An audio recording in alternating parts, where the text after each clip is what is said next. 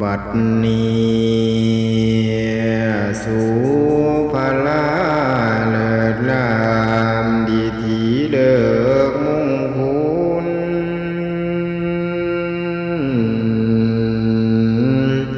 การเวลาหันหมุนเปลี่ยนละดูดาเข้าอีกลางคืนยามเศร้าสลับเวียนหมุนเปลี่ยนวันเดือนปีครบถ้วนได้วนมวนอยู่เสมอปีใหม่อีกละเด้อดูว่าดังประเดียวเดียวโพดว่าเที่ยวย่องยามช่องถามเจ้าไว้หายว่าเตียววนมาภายยามใดโลดสังนี้อีก1 ปีก็เท่าเพิ่มเติมให้อายุเฮา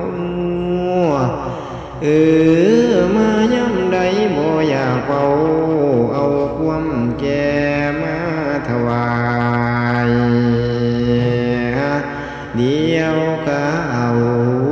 ความตายฝากสู่คนก็จนได้ภัยก็ภัยบ่มีผลรวยหรือจนโกขี้เลยังก็หมุนเอเลพอปานห่างหมื่นสลาย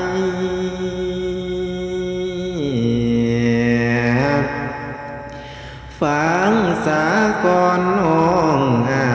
ยพ่อและแม่สาธุสนทั่วสากลสาวพูดผู้เพิ่งทำน้ำนอมเมื่อนี้มาเพียงพร้อมสละการนั้นเวียโปรดสำเนียกนึกขอบาธรรมขอเทศนาจางว่าบานเบิกลาพอปีใหม่นั้นมาถึง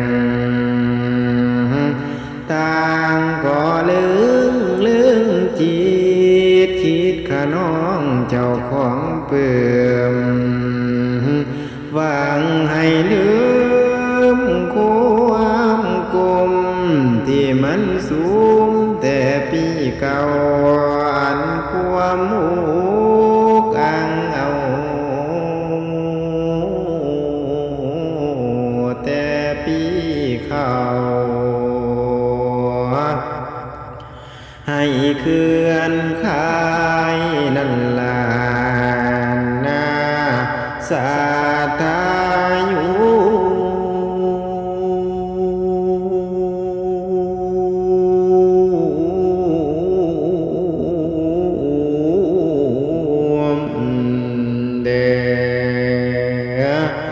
ในตอนนี้ทุกเขตข่ายเสียงกระนำนอดนตรีไปทางใดได้ยินกันตลอดวันเสียงแจ้วความที่ฟังมาแล้วสบายดีปีใหม่บ่ว่าไก่และไก่ก็คือดำเม่นดังกันจางว่าในมือนี่ข้าสิเทศนาก่อนเทศไว้พรผู้ฟังเสียงให้หุ่งเฮืองเจ้าเลี้ยงโลนปีใหม่วนมาพอบ่มีแนวสิมาปอนเอาธรรมาฝากตอนไว้พรให้คู่สู่คน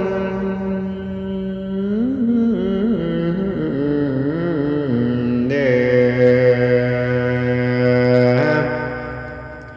เอาละเนาะบัดนี้สิได้อวยพรหยุดคำก่อนกะเสียงไว้แต่พอเพียงนี้ คุณ ความดีที่เจ้าสร้างบ่ได้วางพุทธศาสตร์ใจสะอาดผ่องแผ้วได้แววทางปองทางฐานะไม่ก็ได้สร้างตั้งแต่งแปลงตกศีลาไม่ก็โยโยกได้หับเอาเนาอย่างภาวนาไม่ตั้ง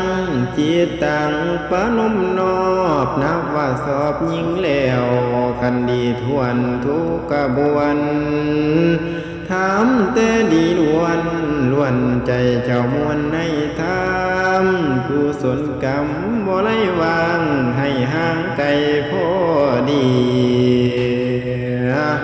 จางว่าดีล้นเป็นคน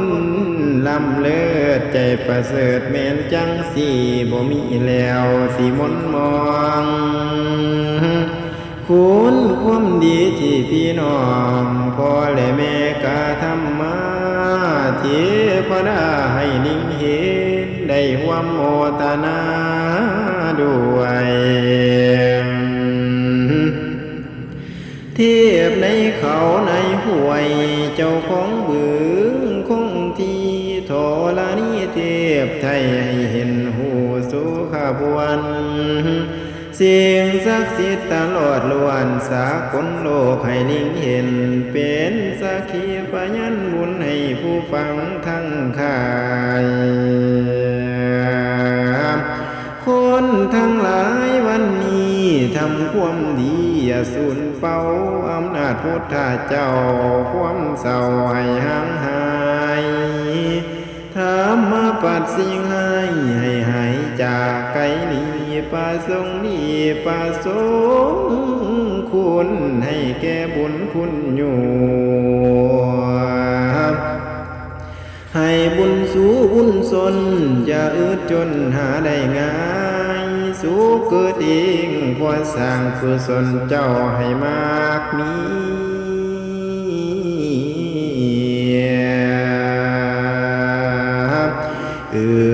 กาสิได้ต่อทายฝนทรงสนองโย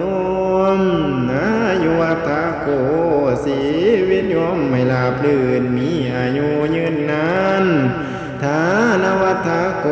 ฐานะสันสมบัติอย่าขาดแขนให้มีมั่งสีลิวัฏโกสีลิยังคงมันเป็นมงคุณลำคาญาสวัฏโกโยดจึงเกิดแก่ทานคุ้งฟ้าเกียรติกาจรภาลวัฏโกพลังหลายโมเดือดห่อนประดุดดังไพศาลวันนวัฏโกวันนปันทิพาเทพดาเปลี่ยนปานสุขวัฏโกนั้นกะเส้นสันลึงลาสุกุลาบันเบิกบ่ระบวนกบทวนควร